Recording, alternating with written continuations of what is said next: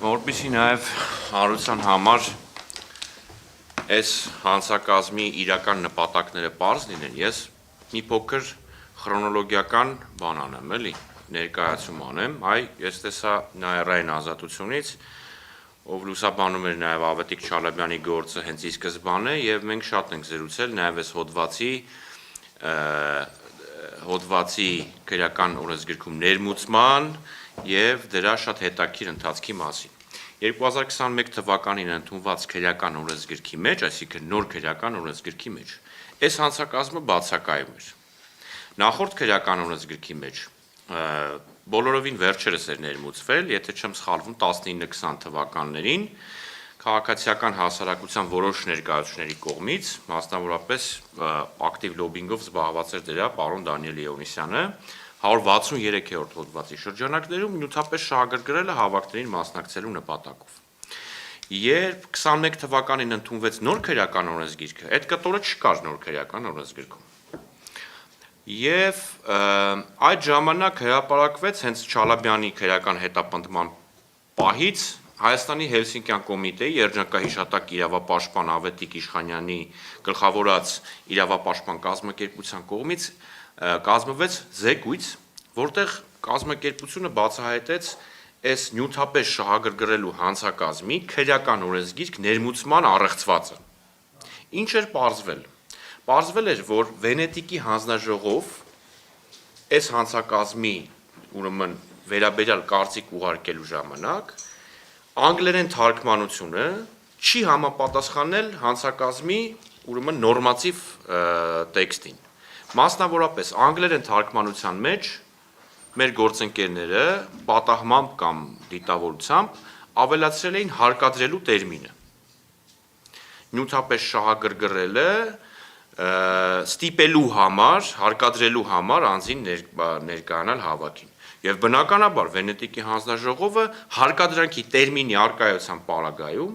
տվել էր կարծիք, որ նման ուրեմն նոր հանցակազմ ներմուծելը քրեական օրենսգրքում տեղավորվում է միջազգային չափանիշների մեջ եւ համապատասխանում է հավաքների ազատության սահմանափակման։ Ես չեմ ուզենա սխալվեմ անունը տալու շրջանակներում, բայց եթե չեմ սխալվում նաեւ Արդարադատության նախարարությունը որպես ուրեմն օրինագծի նոմինալ հեղինակ ներգրաված է եղել այդ process-ում, բայց թարգմանության մասով ես գիտեմ, որ էլի ինչ-որ իրավապաշտպան կազմակերպություններ են եղել։ Այսինքն Վենետիկի հանձնաժողովը այն ժամանակ տալիս է, որ սա նորմալ, շատ նորմալ է ուրեմն հանցակազմ է, ինչի որովհետև այդ հարկադրանքի տերմինը անգլերեն թարգմանության մեջ ես իմ ոնց եկել ավելացել էր Վենետիկի հանձնաժողովի հարցման մեջ։ Եվ Ավետիք Չալաբյանի քրեական հետապնդումը 22 թվականի մայիսին սկսվեց, ընդամենը մեկ ամիս հետո այն նոր քրեական օրենսգիրքը պիտի ուժի մեջ մտներ, որտեղ այս հանցակազմը չկար։ Մենք դատարանում Չալաբյանի կալանքի ուրեմն հարցի քննարկման ժամանակ ասացինք հարգելի դատարան, ընդամենը մեկ ամսից այս հոդվածը արդեն ապաքրեական է լինելու, Ավետիք Չալաբյանի նկատմամբ քրեական հետապնդում չի կարող իրականացվել։ Դուք 2 ամսով ոնց եք կալանավորում։ Դրանից մեկ շաբաթ հետո հրատապ կարգով ազգային ժողովում քաղաքացիական պայմանագիր այն ժամանակ այդ քաղաքացիական պայմանագիր ուրեմն ֆրակցիան բերեց օրինագիծ, որով ավելացնում էին կամ էլի արդարադատ նախ, որով էլի ավելացնում էին այս նյութապես շահագրգռելու հանցակազմը, որպիսի թե Ավետիք Չալաբյանին եւ թե հետագայում ինչպես պետքա պարզվեր դաշնակցության մեր ընկերներին, մնացած շարժումների տարբեր գործընկերների գաղտնալսածը մոնտաժեն, տեղադրեն պրոիշխանական ուրեմն լրատվամիջոցներում, դրա հիման վրա գտնվի մի ոստիկան, որը շատ պատահաբար մտնում է Media-News.net news site-ը, տեսնում է ինչ-որ գաղտնալսված ձայնագրություն, դրա հիման վրա զեկուցագիր է կազմում քննչական իր ղեկավարին, ղեկավարն էլ հաղորդում է ներկայացնում քննչական կոմիտեին։ Ու շատ պատահաբար անպայման այդ գաղտնալսման մասնակիցը լինում է անդիմադիր կամ ընդդիմախոս քաղաքական կամ հասարակական գործիչ, որը ամենայն հավանականությամբ կալանավորվում է։ Եվ դրա հետ մեկտեղ մենք ունենք նաև 2023 թվականի Երևանի ավականու ուրեմն քարոզարշավի ժամանակ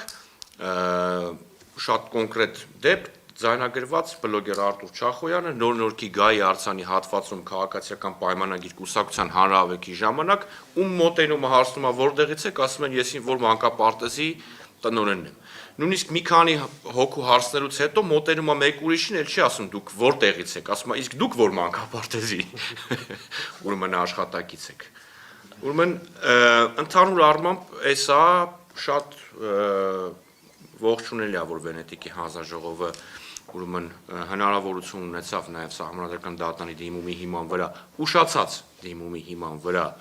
ուրեմն տալ կարծիք եւ ներկայացնել դրա այս հանցակազմի իրավական որոշակիության խնդիրները, նաև բովանդակային եւ տրամաբանական խնդիրները։ Ինչի մասին մենք խոսում էինք դեռևս 2022 թվականից, Նաիրան շատ լավ կհիշի, որ մենք Չալաբյանի գործով միջնորդություն էինք ներկայացրել, որ դեռևս մնացական Մարտիրոսյանը գործը կասեցնի դիմի սահմանադրական դատարան, բնականաբար մնացական Մարտիրոսյանը մերժել էր մեր դիմումը, բայց դե ամեն ինչ ունի իր ավարտը։